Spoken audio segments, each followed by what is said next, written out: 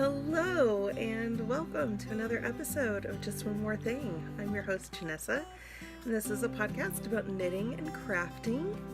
It's been a couple weeks, maybe more, since I've talked to you, but it has been so busy.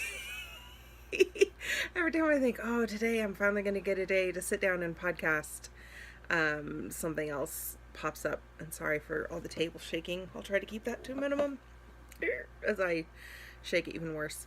But today, even though it is a busy day, I am prioritizing the podcast because I have several things that I want to share before they are no longer in my possession and for quite some time. So I have a few finished objects to share. I do have some new works in progress to share. Most exciting of all, I have this to share. And you're like, oh wow, a box. Hooray! Exciting. It's what's in the box that I am most excited for. I don't want to show you the top because it's got addresses on it that aren't mine. But as you can see, the tape is still intact. This is an unopened box that contains my Fibreshare. I participated for the very first time in Fibreshare. If you don't know what Fibreshare is, it is a swap of sorts where you sign up and there's a couple of lovely ladies who partner everybody who wants to participate in this up. There's a couple of really basic rules to follow, as far as like you have to ship by a certain deadline. You have to agree to send like at least, I think it's 200 grams of fiber. And fiber is a broad term because you can sign up for knitting Fibreshare, spinning, crochet, weaving, sewing, embroidery. There's lots of different kind of categories, that's the word I'm looking for, that you can sign up for. I signed up for knitting Fibreshare.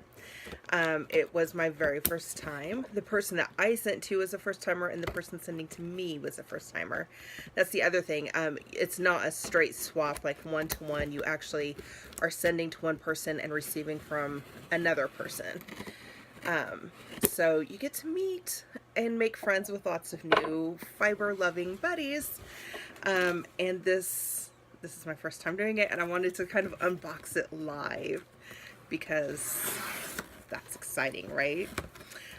My Fibreshare partner was from Seattle, which is a place I have always wanted to go, and she somehow like realized this. Okay, look, here's how it, okay, that's the top of the box. So we have a Seattle yarn sticker, a decal. Fun. Greetings from Seattle.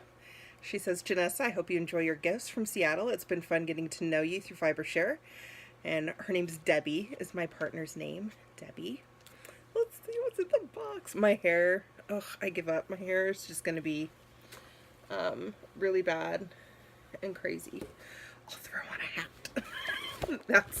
That's the solution when your hair will not cooperate, right?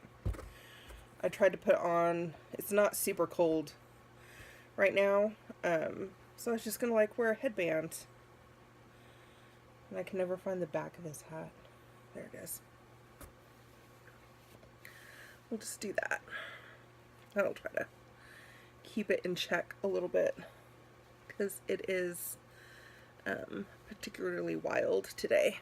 Anyway, back to the good stuff. Okay, let's see what she sent. A little dish scrubby. Ooh. Yay. Cute. This looks like it might be yarn. Oh my goodness, look at this. It's so blue and navy. Oh. Yak Bliss Midnight. Whimsical colors, hand-dyed on San Juan Island. 65% superwash merino, 20 silk, 15 yak. Oh my goodness. Look at that. Oh, it's so pretty. The colors are coming out a little more like dark charcoal or black, but it's very, maybe from back here you can see it. Oh, it's such a pretty navy blue color. Oh my goodness, and it's so soft. Oh, that is gonna be, I'm gonna have to make like a shawl or something like really, really like right up next to your skin, soft out of that. My son's gonna want to claim it. He loves navy blue, but it's mine. It's all mine. Oh my goodness, what is this?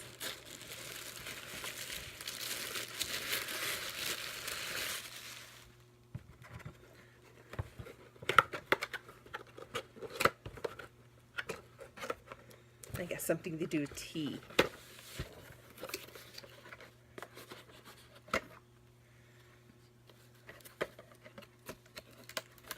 I think it is what's on the outside of the box. A tea mug. Oh, yay! It's got butterflies on it. Look at that. A little tea basket. You put your tea down in there and it has a little like steeper lid. I love tea. Like, that is so spot on. Oh my goodness. Yay! I'm gonna have to make tea now this afternoon in my new tea mug. Let's see what's in here.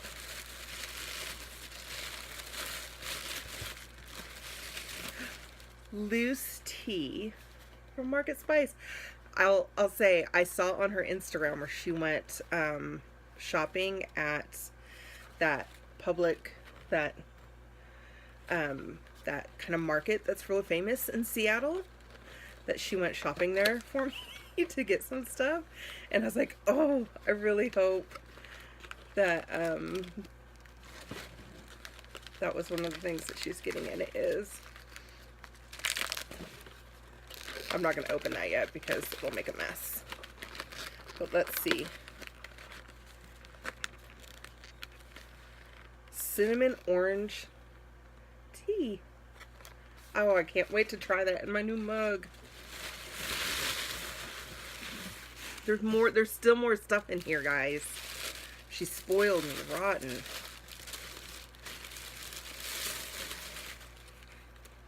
Oh, look at this.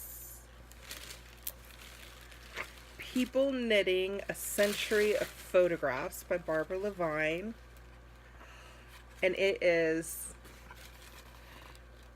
just vintage photos of people. Look at that, somebody knitting while they're fishing. Oh, I love this.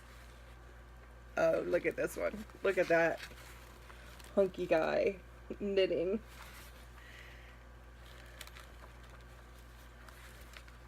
This, oh my goodness, this is the best. I didn't even know this book existed.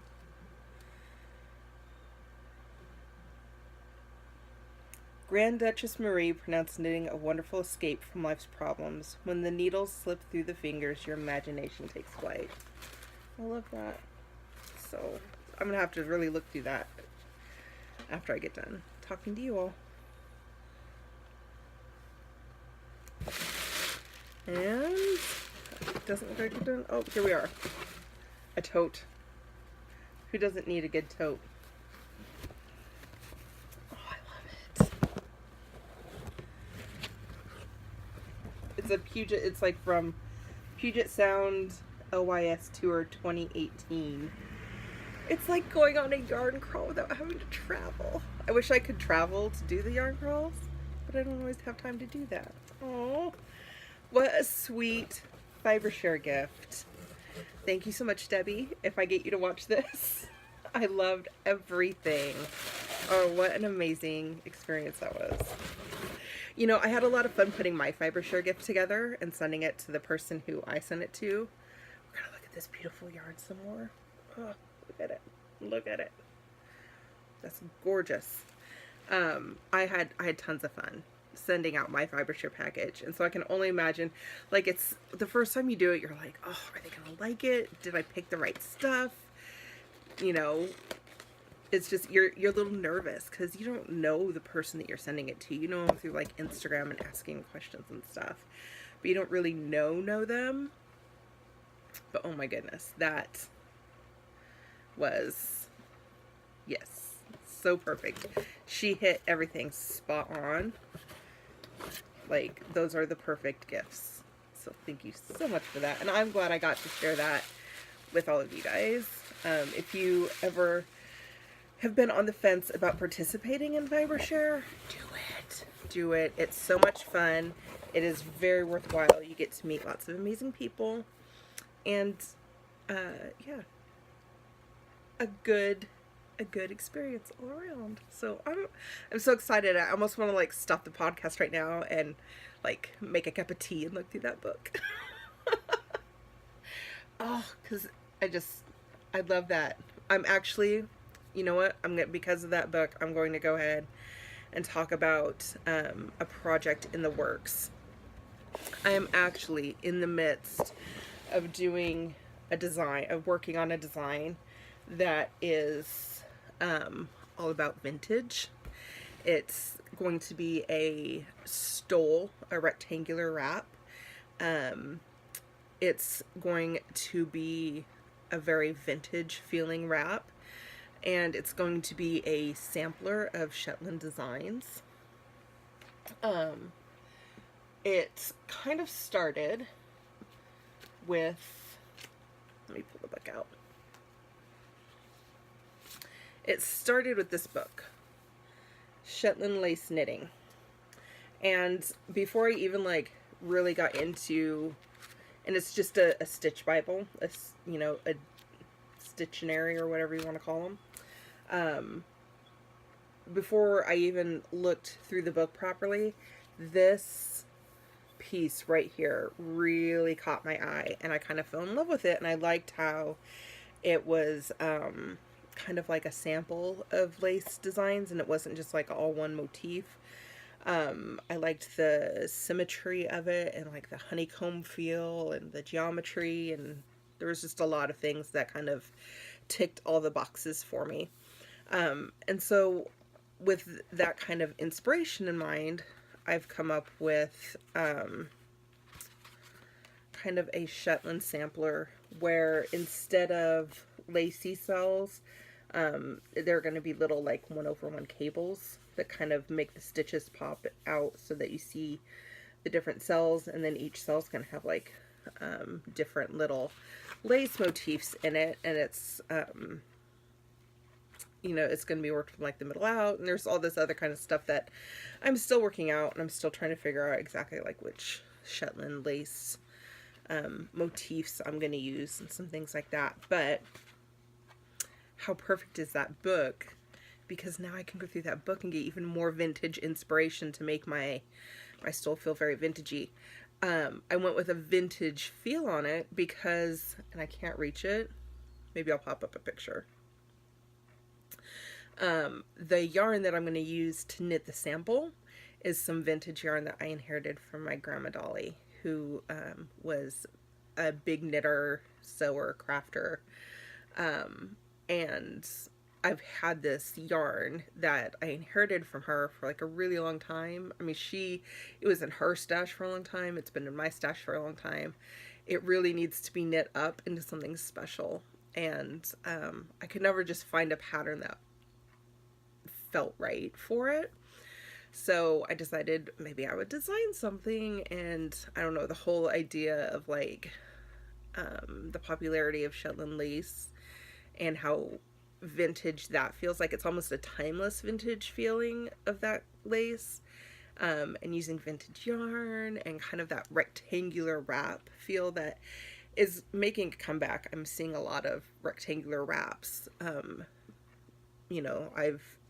This one behind me I've knit. I'm working on another one that really hasn't made much progress since the last time you saw it, so I probably won't show it today. But rectangular wraps are really kind of making a comeback, and yeah, I wanted to wrap all of those things together into a new project. So that one is not on the needles yet. It's still very much in the design phase. But maybe by the time I talk to you guys next, you'll at least see some swatches. We'll at least be that far into the process by the next time I see you. I also acquired this book the other day, the alternate stitch dictionary, and I'm kind of excited to work on my color work. That's a skill that I've not mastered, and I got this with the hopes that maybe I could, like, I don't know, do some mittens or something. We'll see how that works out. Okay, so now that I've, like, done all the acquisition, let's talk about finished objects. I can't remember if I've shown you guys this one yet or not. I think I have. This is my A Cowl Grows in Brooklyn cowl. It is one that I designed as part of one of Frenchie's from Aroha Knits, one of her Initiate Knit Design challenges. I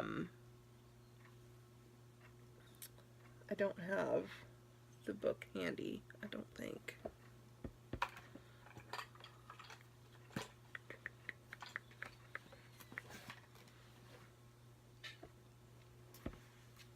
Maybe this is it.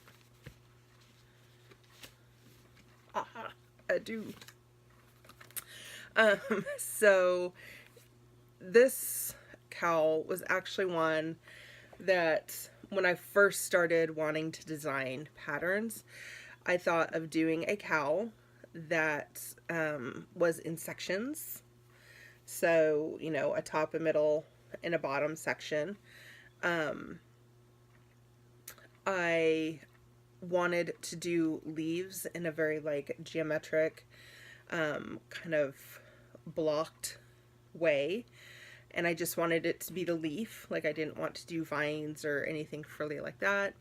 I just wanted, like, almost that, like, stamped look. That really geometric stamped look of leaves. It took me a while, though, to find the right motif of leaf. The right pattern for the leaf. And I finally found it in here. This is the Japanese Knitting Stitch Bible. It's, the patterns are by Hitomi Shida. The translation is by Gail Rollum. And this, I have the wrong thing marked. Maybe not. Anyway, this book can get very overwhelming. Like, the charts can be really, really overwhelming really quickly. And when you kind of break them down, they do eventually start to make sense, but it's just one of those that you kind of have to pick apart and work your way through slowly. And so what I found, I wish I remembered exactly what number I used. Because this leaf kind of makes an appearance through several different motifs.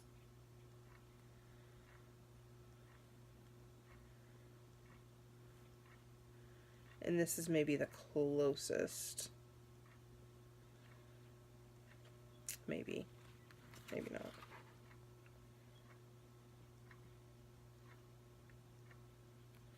Yeah, this one's probably about the closest I could. But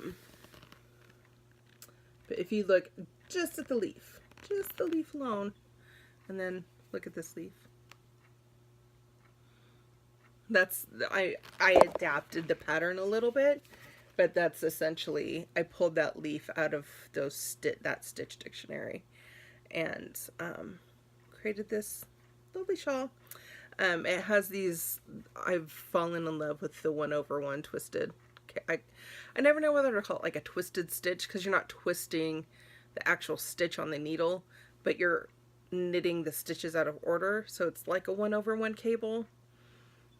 But I think some people also call them like a 1/1 twisted stitch. So whatever you call it, I like the way, this is what I'm going to use in that Shetland lace sampler to get the cells to pop. So maybe if I took it off, I could get it closer to the camera and show you. There we go. It also has a nice little Latvian braid. I'm showing you this because this pattern is going to be released this week. I'm aiming for Thursday.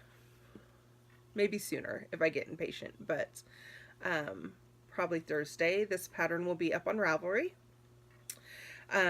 The sample is like slightly different than what I ended up writing it for. When I wrote the pattern, I did just a really basic long tail cast on that a lot of people were having trouble with the edge rolling and not looking very neat. So I changed the pattern to, it's a cable, not a cabled, an I-cord cast on, so that you have an I-cord edge at each end.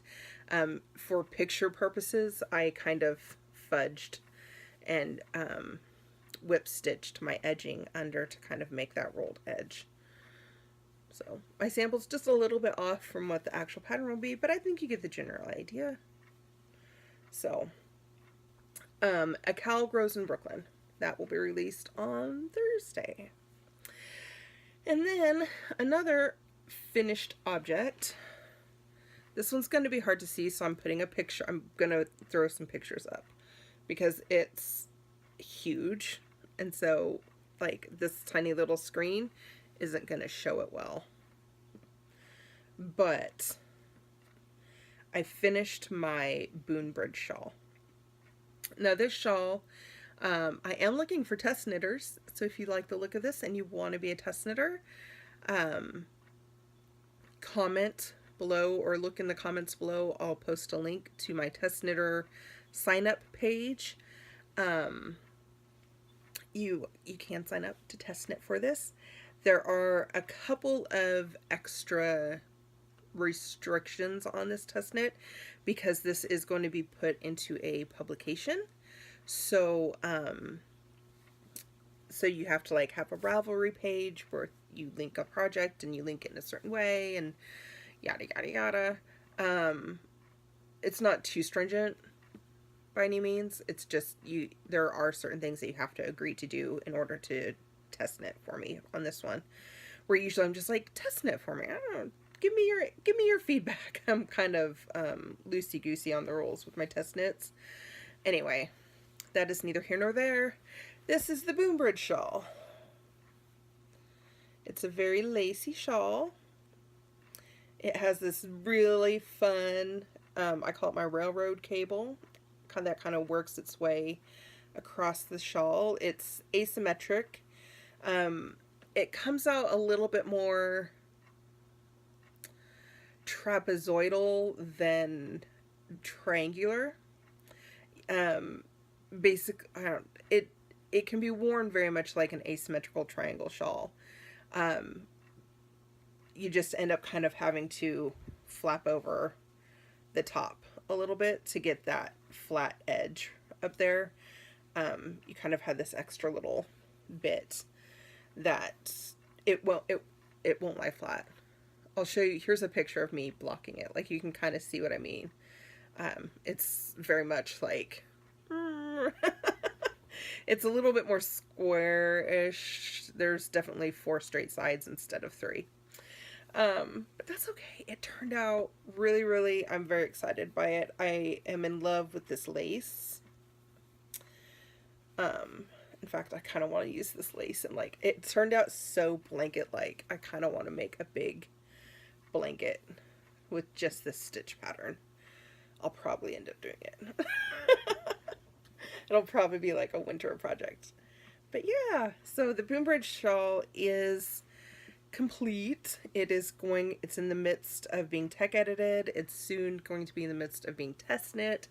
It will not be published though until the end of March 2019, I think is the publication date. It's the Notions shawl issue, and I believe it comes out at the end of March of 2019, kind of spring 2019.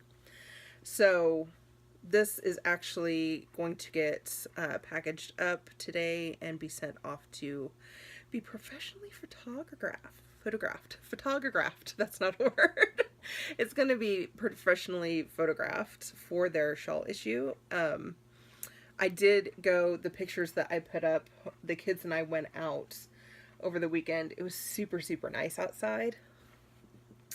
So we went out and took a walk on the boardwalk at Pershing Park, which is near our house, and took some fun photos of it, just so that I had my own photos that I got to kind of style, and that way I could kind of show the photographer like my image of like how the shawl would be worn. I'm sure they'll come up with like some even better photographs of it because they're professionals and they do this thing for a living. But yeah, I'm excited about that. It's gonna get sent off today. So that's kind of like my finished objects that have been happening and the things that have been keeping me super, super busy that have kept me from podcasting is, I've been working to get that done and out of the way. My goal, even though the official deadline wasn't until January 1st, my goal was to get it out by November 1st, because I knew that if I let it go past November, then like holidays would get in the way. Like I'd have Halloween, and then I'd have Thanksgiving, and then I'd have Christmas, and those are super busy times of the year for me, with family stuff. So I didn't want to let it slide. I wanted to like have everything done before November, and I've met that goal. I'm proud of myself. I'm sorry that I neglected you all in the process, but I am proud that I met that goal and I got it done. So let's move on to works in progress, which I really kind of only have one to share with you, because it's sort of been the only one that I've been working on. Let's see if I can do this without losing all my stitches. Okay. So this lovely piece of lace that I'm in the middle of a row, I apologize for that, but it's not like you'd see much different if I was at the end of the row. This is one of those lace projects that you're not gonna really get to see the full benefit of it until it's done anyway. But anyway, I'm working on lace curtains. So it's just kind of like a shifting square motif. It kind of does this up. It's hard to see. Like there's one kind of diamond, and then over here's like another diamond that kind of goes in the opposite way. And then anyway, it'll be lace curtains. My husband and I don't know that I've shared this with you guys. We now live in a jungle of houseplants. My husband really loves the idea of having houseplants, and I'm slowly getting on board with the idea of having lots of houseplants.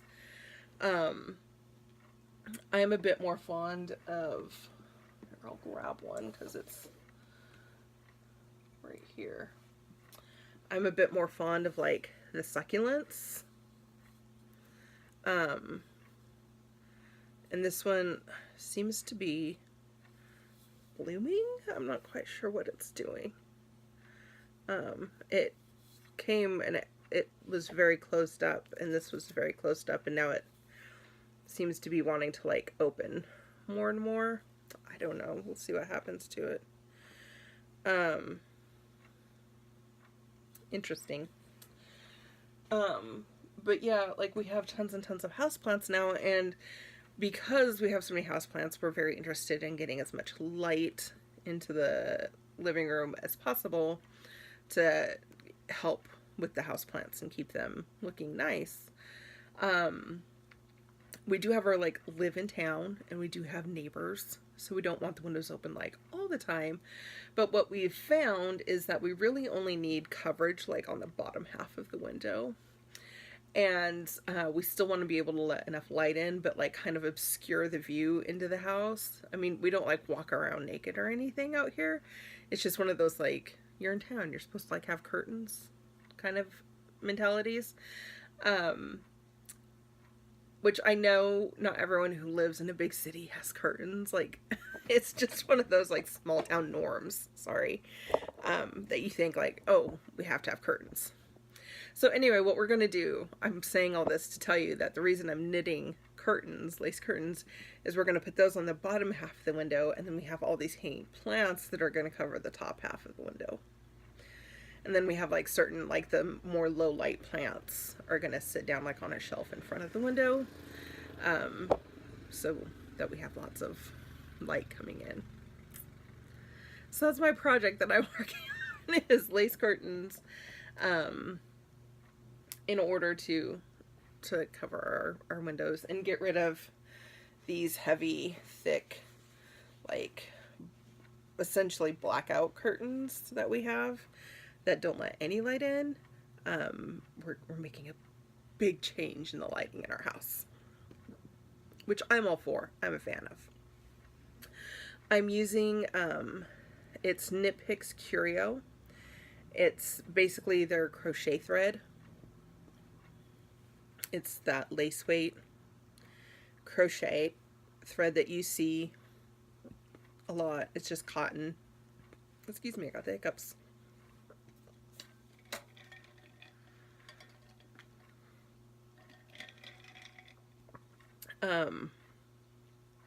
So yeah, I mean, nothing super exciting about it. It's just cream thread, and that's what I'm knitting them out of.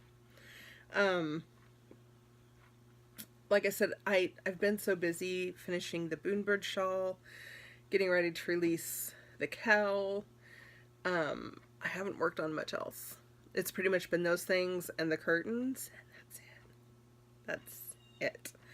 I don't have any progress on any of my embroidery, any of my other knitting projects, nada. So, kind of a short episode, especially given the fact that we've not seen each other for a couple of weeks. I guess I worked a little bit on my Bexley popover, but it's, you know, it was here and now it's like here, and it's still just stocking it, so it's nothing exciting enough to show, I don't feel like. I bought a couple of other like kits, but I'm not going to talk about those until I actually cast them on. So with that, I'm going to let y'all go. I'm going to enjoy my nice weather.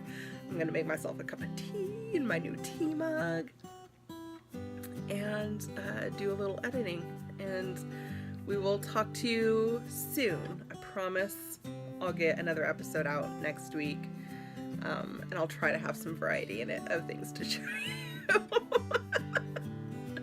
I shouldn't promise things. I really shouldn't, but the coming weeks are not nearly as busy. So anyway, we'll see you soon. Have a great week.